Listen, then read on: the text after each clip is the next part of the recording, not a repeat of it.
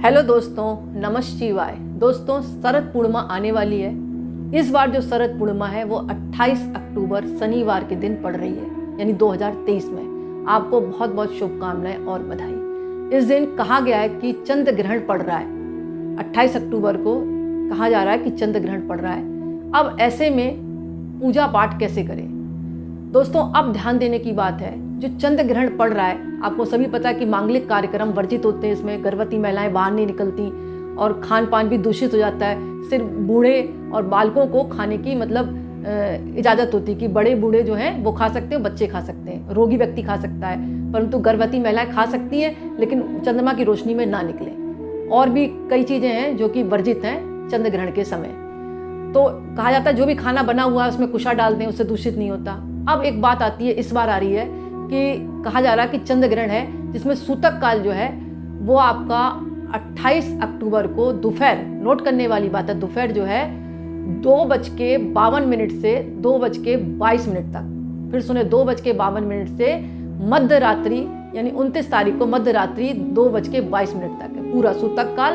और आपका जो ग्रहण का मोक्ष है, फिर वापस सुन ले, 28 अक्टूबर की रात्रि में जो सूतक काल लग रहा है, दिन में मान ले, दिन के दोपहर में मान ले 2:52 से सूतक काल शुरू हो जाएगा। कब? 28 तारीख को। और 2:52 में दोपहर में शुरू होने के बाद जब ग्रहण पड़ भी जाएगा, यानी 2:22 में रात्रि में ग्रहण का मोक्ष हो जाएगा। ये पूरा सूतक काल लगेगा 2:52 से मध्य रात्रि 2:22 पर। 2:22 का मतलब 29 तारीख लग जाएगी। इस बात को आप ध्यान से नोट कर लें। अब आपको क्या करना है? अब खीर कैसे बनाएं? क्योंकि शरद पूर्णिमा पर खीर बनाई जाती है। ऐसा कहा जाता है शास्त्रों में कि लक्ष्मी जी की पूजा करें, विष्णु भगवान की पूजा करें, क्योंकि इस दिन जो है चंद्रमा 16 कलाओं से भरपूर होता है और किरणों की अमृत वर्षा करता है, जो कि खीर पर पड़ती है। और जो खीर खाता है उसकी जो बीमारियां दूर होती हैं, शारीरिक कष्ट दूर होते हैं। और इस दिन चीनी, चावल, दूध भगवान के आगे, चंद्रमा के आगे रखकर पूजा कर दान देनी चाहिए, क्योंकि ये चीज़ें, चीनी, चावल, दूध जो है चंद्रमा से रिलेटेड है। इससे अगर कुंडली में चंद्रमा का कोई दोष होता है तो वो भी दूर होता है। अब रही बात कि सूतक काल है और ग्रहण पड़ रहा है, तो इसमें खीर कैसे रखी जाए? अब ध्यान देने वाली बात है। तो दोस्तों, खीर जो है 27 अक्टूबर शुक्रवार को चतुर्दशी के दिन में, मतलब रात्रि जब शाम आए ना, तो आप उसको रख दें। क्योंकि जैसे कि मैंने बताया कि 28 अक्टूबर को पूर्णमासी जो है सुबह प्रातःकाल 4:17 पर शुरू हो जाएगी। तो 4:17 अंधेरा ही होता है, चंद्रमा की रोशनी होगी। तो 27 अक्टूबर को आप रख दें, रात्रि के समय रख दें। और सुबह जो भोर, यानी 4:17 से 6 बजे के बीच में आप चंद्रमा पे रख दे, रात ही में रख दे, मैं तो कहती छलनी रख के। तो उसको जो है 28 अक्टूबर की चंद्रमा की रोशनी भी मिल जाएगी। सुबह 6 बजे तक रखते रहे, 6-7 बजे तक, जब तक कि उजाला नहीं हो जाता।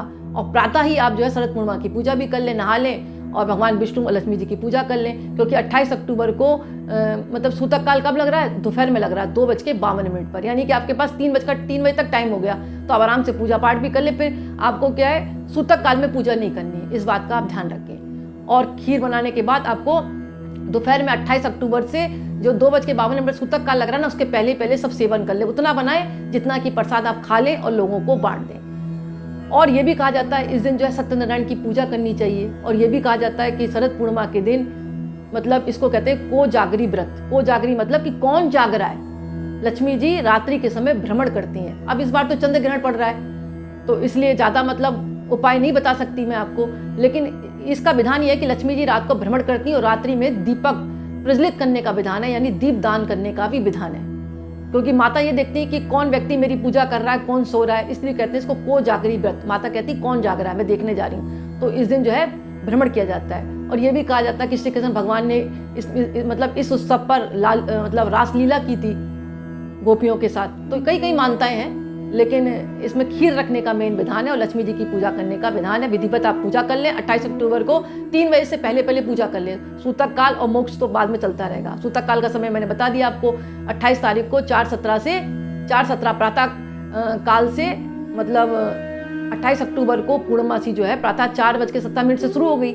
उसके बाद 4:17 से 2 बजे तक आपका टाइम आपके पास है, बिल्कुल फ्रेश का टाइम है, क्योंकि दोपहर में लगेगा। 2:52 से लग जाएगी आपका सूतक काल और रात्रि 2:22 पर मतलब चंद्र ग्रहण का मोक्ष भी हो जाएगा। तो टाइम मेन डिपेंड करता है। और दोस्तों, इस दिन ये भी कहा जाता है कि जो भी व्यक्ति माँ लक्ष्मी की आराधना करता है, पूजा करता है, उनको श्रृंगार की सामग्री अर्पण करता है, खीर बनाकर भोग लगाता है, ये सफ़ेद चीज़ों का दान देता है, तो उसके जीवन में शुभता आती है। क्योंकि सफ़ेद रंग किसका प्रतीक है? शांति का, सुख का और समृद्धि का।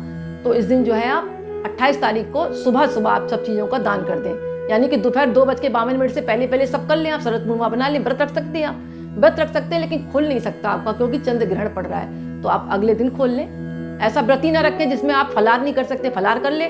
पानी तो आप पी सकते हैं, लेकिन आप अर्घ नहीं दे सकते, क्योंकि जिस टाइम आप अर्घ देंगे तो उस टाइम जो है चंद्र ग्रहण पड़ रहा होगा। तो इन बातों का आप ध्यान रखें। तो दोस्तों, आज का वीडियो मैं ही समाप्त करती हूँ। पसंद आए तो लाइक करें, औरों को भी शेयर करें, क्योंकि शरद पूर्णिमा का जो है बहुत ज़्यादा महत्व होता है। इसकी खीर का सेवन करते हैं तो स्वस्थ जो है हमारा शरीर स्वस्थ होता है, और अस्थमा के पेशेंट को भी फायदा मिलता है। और अन्य लोगों को शेयर करें तो उनको भी फायदा मिलेगा। और कमेंट्स में नमः शिवाय जरूर लिखें। बहुत बहुत धन्यवाद।